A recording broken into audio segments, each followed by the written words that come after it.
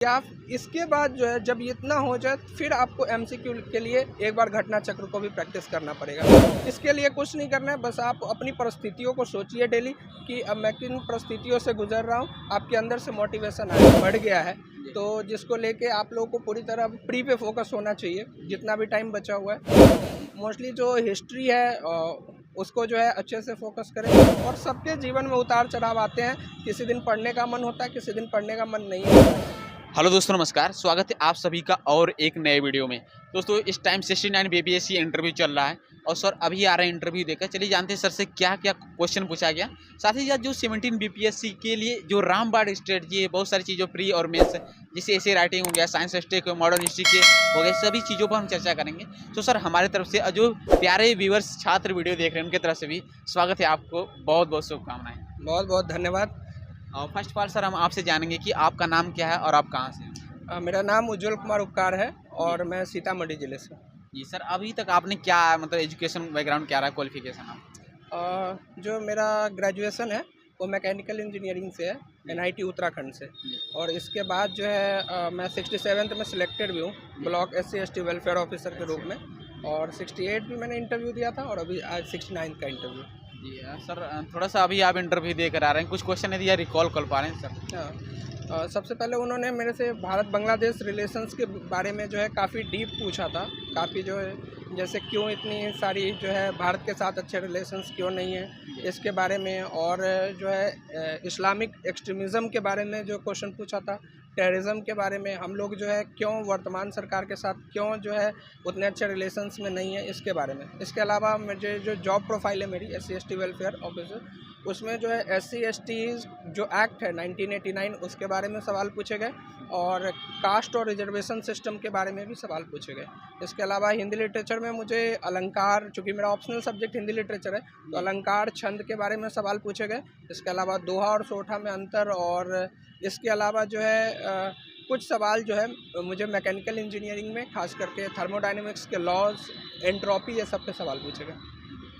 Sir अभी माध्यम थोड़ा जानना चाहेंगे कि आपका क्या रहा है इसमें? मेरा माध्यम हिंदी मीडियम है इसमें। जी सर, आप बीटेक किए हैं फिर भी हिंदी माध्यम रखे, ऐसा क्यों? मतलब कुछ मोटिवेशन रहा या फिर आप?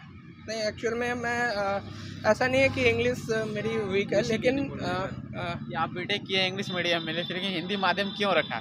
कई सारे छात्र डिमोटिवेट होते हैं कि मेरा माध्यम हिंदी है, लेकिन आप बीटेक किए हैं वो भी उत्तराखंड से, तो कैसे, मतलब क्या रीजन रहा सर? एक्चुअल में हिंदी मीडियम में मैं रिटर्न में काफ़ी ज़्यादा कंफर्टेबल हूँ। जितना मैं जो अपना बेस्ट हिंदी मीडियम में दे सकता हूँ और उतना मैं अपना इंग्लिश मीडियम में नहीं दे सकता हूँ। यही कारण है कि मैंने अपना मीडियम जो है अपनी कंफर्टेबिलिटी के हिसाब से चुना है। और जहाँ तक बीपीएससी की बात है, इसमें जो है माध्यम बहुत ज़्यादा मैटर नहीं करेगा। अगर आप हिंदी मीडियम में भी अच्छा मेंस लिखते हैं, अच्छी लैंग्वेज है आपकी, तो कोई दिक्कत नहीं आएगी। सर अब थोड़ा सा हम जानना चाहेंगे कि आप ऑलरेडी सेलेक्ट है 67 में, तो इस बार जो इंटरव्यू मतलब 17 बीपीएससी अभी होने वाला है, इस बार फॉर्म अभी काफ़ी ज़्यादा पोस्ट भी है इस बार 200 जो है कि STM की पोस्ट है। तो किस स्टूडेंट अभी तक किन चीज़ों पर ज़्यादा फोकस करें, कैसे तैयारी करें जिससे प्रीलिम्स में जगह बन सकती है? सबसे पहले तो अभी जो टाइम है, एग्ज़ाम का टाइम भी बढ़ गया है, तो जिसको लेके आप लोगों को पूरी तरह प्री पे फोकस होना चाहिए जितना भी टाइम बचा हुआ है। मोस्टली जो हिस्ट्री है उसको जो है अच्छे से फोकस करें। साथ में जो करंट अफेयर के क्वेश्चंस है, जो करंट अफेयर है उसमें कम से कम 1 साल का कोई अच्छा जो है जैसे जो यूपीएससी के लिए जो करंट अफेयर फॉलो होता है, उस लेवल का करंट अफेयर अब बीपीएससी में आने लग गया है, तो उसको फॉलो करें। सिर्फ वन लाइनर तक ना अटके, तो जो है न्यूज़ को डिटेल में जानने की कोशिश करें, उसका थोड़ा एनालिसिस करें। इसके अलावा जो है जो साइंस का पार्ट है उसमें आप जो है एनसीईआरटी को फॉलो करें। और ये ज्योग्राफी में भी 11th-12th की एनसीईआरटी को ही फॉलो करें, क्योंकि एनसीईआरटी को आप फॉलो करते हैं तो आपको बेसिक कॉन्सेप्ट अच्छे होते हैं। और कुछ सब्जेक्ट में जो बीपीएससी का 68-69 का जो पैटर्न रहा है वो प्योर एनसीईआरटी बेस्ड रहा है। सर अगर बात करें तो जैसे मॉडर्न हिस्ट्री और साइंस स्टेक की ज़्यादातर क्वेश्चन मतलब प्रीवियस कंपेयर में लगातार बढ़ रहे हैं और टफनेस की ओर बढ़ रहा है, तो उसको कैसे पकड़ बनाए और क्या रिसोर्सेज फॉलो किया जाए? जैसा कि आपने कहा कि मॉडर्न हिस्ट्री और साइंस, इसका लगभग वेटेज जो है लगभग 60 क्वेश्चन के आसपास का है। तो एक तरह से ये एग्ज़ाम डिसाइडर है, इसको आप छोड़ नहीं सकते हैं। तो सबसे पहले अपना जो बेसिक्स है वो एनसीईआरटी से बना लें। इसके लिए आप जो है 6, 7, 8 की एनसीईआरटी और 12th में जो थीम्स ऑफ इंडियन हिस्ट्री है उसकी तीनों बुक पढ़े। इसके बाद जो है या तो आप स्पेक्ट्रम को फॉलो करें या फिर आप जो है बिपिन चंद्रा को फॉलो कर सकते हैं, या इसके बाद जो है जब इतना हो जाए फिर आपको एमसीक्यू के लिए एक बार घटना चक्र को भी प्रैक्टिस करना पड़ेगा। जहाँ तक साइंस की बात है, आप जो है 6 से लेके 10th तक की साइंस को कंप्लीट करें एनसीईआरटी को, और इसके बाद जो है लूसेंट में जो जीके आता है उसका साइंस पोर्शन कवर कर ले, इतना सफिशिएंट होगा। सर करंट अफेयर्स के लिए क्या मतलब कैसे तैयारी किया जाए उसके लिए? करंट अफेयर्स में आप डिफरेंट टाइप की मैगजीन चूज़ कर सकते हैं, जैसे कि पॉलिटी के लिए जो है आप विजन आईएएस की जो पीटी 365 है उसको फॉलो कर सकते हैं। इसके अलावा साइंस टेक के लिए भी आप पीटी 365 को फॉलो करें। वन लाइनर के लिए आप स्पीडी या एडिटोरिया में से कोई एक को फॉलो कर लें, दोनों जो है समान रूप से उपयोगी है। इसके अलावा बिहार करंट अफेयर के लिए भी मैं वही स्पीडी या एडिटोरिया में से कोई एक मैगजीन आप फॉलो कर सकते हैं। और बाकी सब न्यूज़ के लिए आप कोई भी एक मैगजीन किसी भी कोचिंग की या किसी भी प्रकाशन की आप फॉलो कर सकते हैं। हिंदी मीडियम वाले आप परीक्षा मंथन फॉलो करिए, तो काफ़ी अच्छी मैगजीन है। जब प्री के बाद मेंस का एग्जाम होता है तो अभी भी स्टूडेंट जो पहली बार अपीयर हो रहे हैं, मैं आपसे जानना चाहूँगा कि क्या अभी भी तैयारी की जा सकती है प्री के बाद मेंस के? वो पहला कदम कैसे स्टार्ट करें? बहुत सारे छात्र डर रहे हैं। एक्चुअल में जो मेंस की प्रिपरेशन है उसके लिए आपको डरने की ज़रूरत नहीं है। अब एग्ज़ाम ऐसा हो गया है कि सिर्फ रट के कोई नहीं दे सकता है। जो एग्ज़ाम का पैटर्न है उसमें काफ़ी सारे क्वेश्चन शॉर्ट आंसर्स हो गए हैं, तो इसके लिए आपको सिर्फ नॉलेज बनाने की ज़रूरत है और अपनी राइटिंग में विशेष सुधार करने की ज़रूरत है। जैसे कि आपको अपने लिखने की स्पीड बढ़ानी पड़ेगी और एस्से वाले पोर्शन पे जो है आपको अपनी पकड़ बनानी पड़ेगी। तो आप लोग कोशिश करिए कि जो है अपना नॉलेज लेवल कंटेंट बढ़ाया जाए, अपना जो है समझ विकसित करिए, खास करके पॉलिटी और इकोनॉमी जैसे सब्जेक्ट पे, क्योंकि आप रट के अब ये एग्ज़ाम नहीं दे सकते हैं।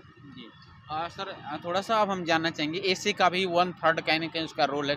900 में 300 मार्क्स का एसे आ रहा है, तो जैसे फिलोसफिकल एसे ज़्यादातर मतलब रुझान है। एक तो मान लीजिए अपनी भाषा में लिखते हैं वो, लेकिन यूपीएससी की तरह इसका पैटर्न बदल रहा है, तो इसके लिए सर कैसे अपने आप पकड़ बनाए जाए? सबसे पहले तो जो एसेज की बात है, तो आप जो मैंने जो तरीका फॉलो किया था, सबसे पहले आप जो है रोज़ कुछ ना कुछ लिखें। सबसे इम्पॉर्टेंट यही है फर्स्ट कदम कि आपको रोज़ कुछ ना कुछ लिखना पड़ेगा किसी भी सब्जेक्ट पे। चाहे न्यूज़पेपर में कोई आर्टिकल आता है आप उसको पढ़ें, उसको रीराइट करें, दोबारा लिखने की कोशिश करें।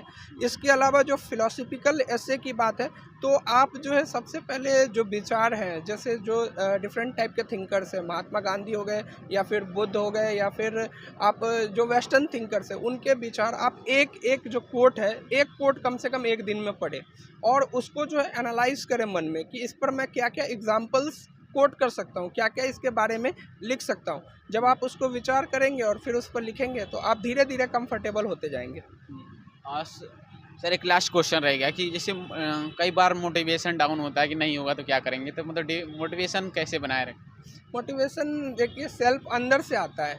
जब आपको बाहर से कोई मोटिवेशन देगा तो आप मोटिवेट नहीं हो पाएंगे, लेकिन आपके अंदर से जब वो मोटिवेशन आएगा, आपके अंदर से वो आग आएगी, तो ज़रूर आप सक्सेसफुल होंगे।